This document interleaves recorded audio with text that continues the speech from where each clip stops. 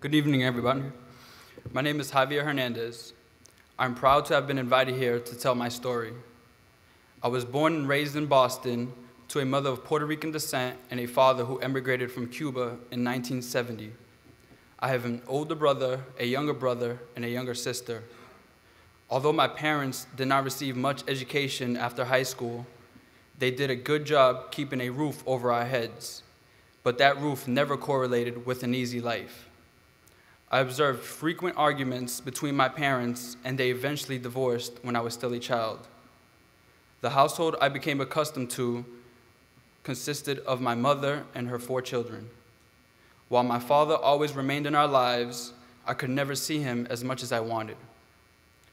Looking back, I understand the difficulties my mother endured. She was a single woman dealing with her own personal challenges, all while trying to keep us sheltered and fed. In those years, the 4 of us frequently made things difficult for her, especially me.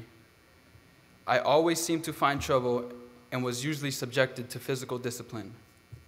When I was 12 years old, major changes took place in my life. My mother was fed up with my disrespect and sent me to live with my father. A year later, when I was 13, my mother, along with her second husband, decided to move to Texas. She begged me to go with her. This was an extremely difficult time for me at a young age. I did not want to go. I did not want to leave my father and my home. They left with my younger siblings, and eventually my older brother ended up in Texas also. The closest people to me were nowhere near me anymore. Following these events, I began getting into more trouble, which was difficult for my father to handle. But he had nowhere to send me. So he dealt with me the best way he knew, and I was subject to frequent verbal abuse, which was more difficult to deal with than what I went through with my mother.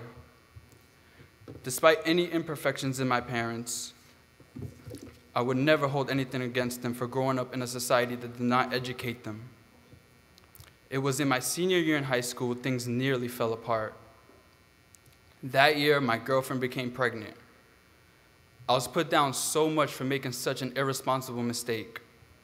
At times, I truly felt that I had ruined my life. Despite everything I had gone through, I continued to work hard in school. My parents stressed the importance of education, and I understood this, despite my behavior. My grades remained high at every level up to college, and I graduated from West Roxbury High School in 2006 with a 3.9 GPA.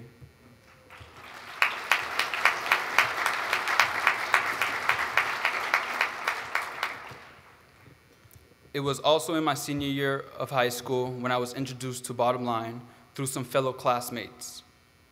They had nothing but positive things to say, so I called and made an appointment.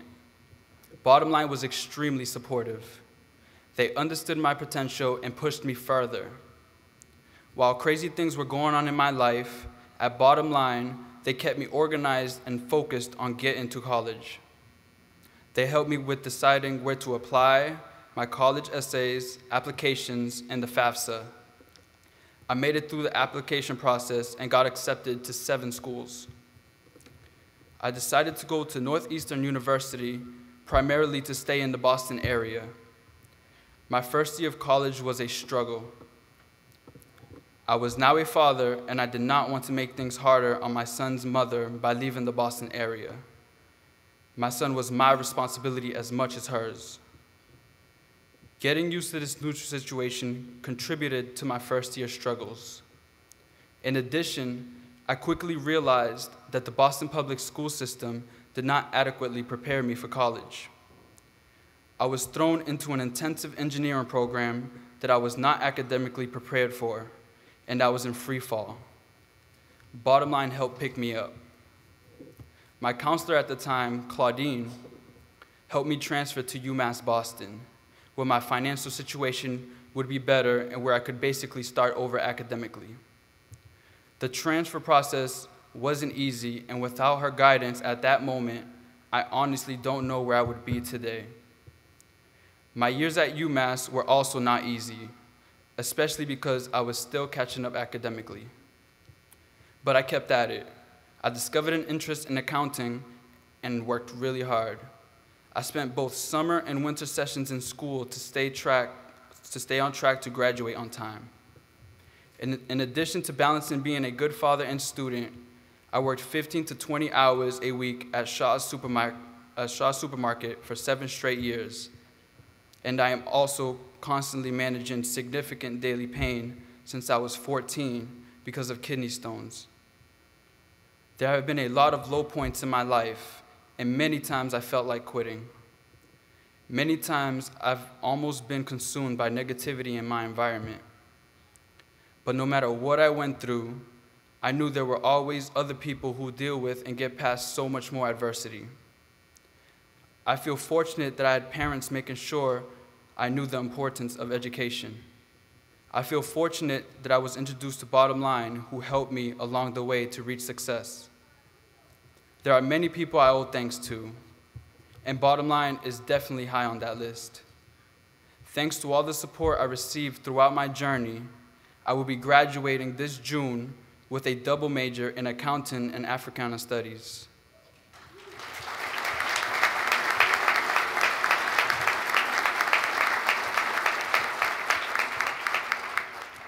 I am also pleased to announce that this fall I will be starting work as an external auditor at Deloitte.